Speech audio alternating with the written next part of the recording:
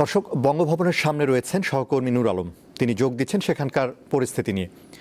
নূর, সদ্য সাবেক রাষ্ট্রপতি মোহাম্মদ শাহাবুদ্দিনের এই মুহূর্তের অবস্থান সম্পর্কে কোনো তথ্য পেয়েছেন? আর বঙ্গভবনের নিরাপত্তা কেমন দেখছেন?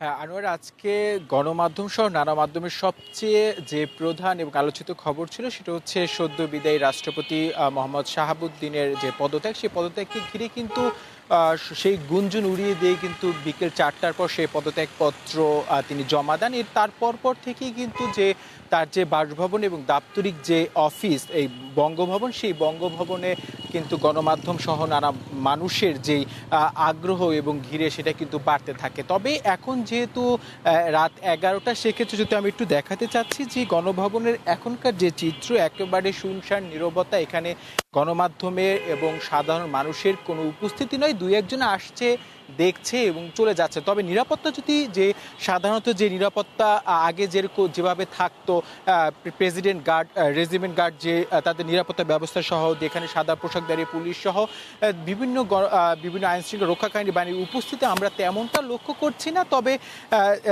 তবে নিরাপত্তা একেবারে ঢিলেঢালাভাবেই কিন্তু এখনো আছে, যে একেবারে শুনশান নীরবতা বললেই চলে। তবে আরেকটা বিষয় জানিয়ে রাখতে চাই আনোয়ারুল, সন্ধ্যা 7টার দিকে মতিঝিল যে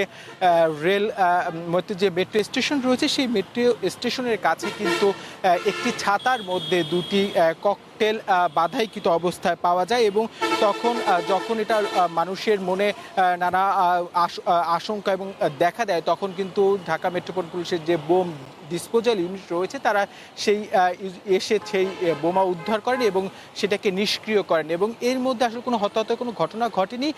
তবে এই মুহূর্তে যদি রাতের যে চিত্র, অর্থাৎ যে আজকে যে মতিঝিল যে মেট্রো রেল বিস্ফোরণ, আমরা সেখানে যারা বোম ডিসপোজাল ইউনিট রয়েছে এবং আইন শৃঙ্খলা রক্ষাকারী বাহিনী রয়েছে তাদের সাথে কথা বলেছি, তবে তারা এখনো আমাদেরকে ওই সময় কিন্তু কোনো নিশ্চিতভাবে আসলে তারা বলতে পারেনি আসলে এটা কোন ধরনের বোমা বা কোন ধরনের তবে এই মুহূর্তে যদি বঙ্গভবনের আমরা কিন্তু সেই দুপুরের পর থেকে কিন্তু এই বঙ্গভবনের যেই সামনের গেট রয়েছে সেখানে অবস্থান করছি এবং এখানে নানা গাড়ি প্রবেশ করছে, বের হচ্ছে এবং সেই খবরও কিন্তু আমরা দীপ্ত টিভির দর্শকদের আসলে জানাচ্ছিলাম। এখন যেহেতু একবারে রাত হয়েছে, সেক্ষেত্রে গণভবনের যে সাধারণ যেই একেবারে আপনি দেখতেই পাচ্ছেন শুধুমাত্র গণপরিবহন রাস্তা দিয়ে চলছে। তবে নিরাপত্তা তেমন কিন্তু আমরা নিরাপত্তা সাধারণত আমরা যেভাবে দেখি গণভবনের রাষ্ট্রপতি থাকাকালীন সময় যে নিরাপত্তা ব্যবস্থা বলয় তৈরি করা থাকে, তবে এখানে সাধারণ ব্যারিকেড রয়েছে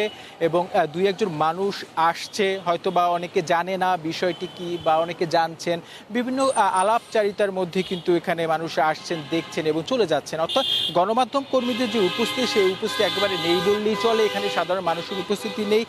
তবে পরবর্তীতে আমরা কিন্তু অনেকক্ষণ অপেক্ষা করছিলাম যে সাধারণত যখন রাষ্ট্রপতি কোনো পদত্যাগ করেন তারপর এখান থেকে কিন্তু আসলে বের হয়ে যাওয়ার কথা। তবে এখন পর্যন্ত আমরা কিন্তু যে সদ্য বিদায়ী যে রাষ্ট্রপতি তার কিন্তু সে যে এই বঙ্গভবন থেকে যে বের হয়েছে এমন কোনো চিত্র কিন্তু আমরা দেখছি না। তবে বিভিন্ন আনুষ্ঠানিক মাধ্যমে বা অনানুষ্ঠানিক মাধ্যমে আমরা অনেক তথ্য কিন্তু জানতে পারছি, তবে সেটা কতটুকু সত্য সেই বিষয়টি কিন্তু এখনো নিশ্চিত করে বলার কোনো অবকাশ নেই আসলে তিনি এখন কোথায় আছেন।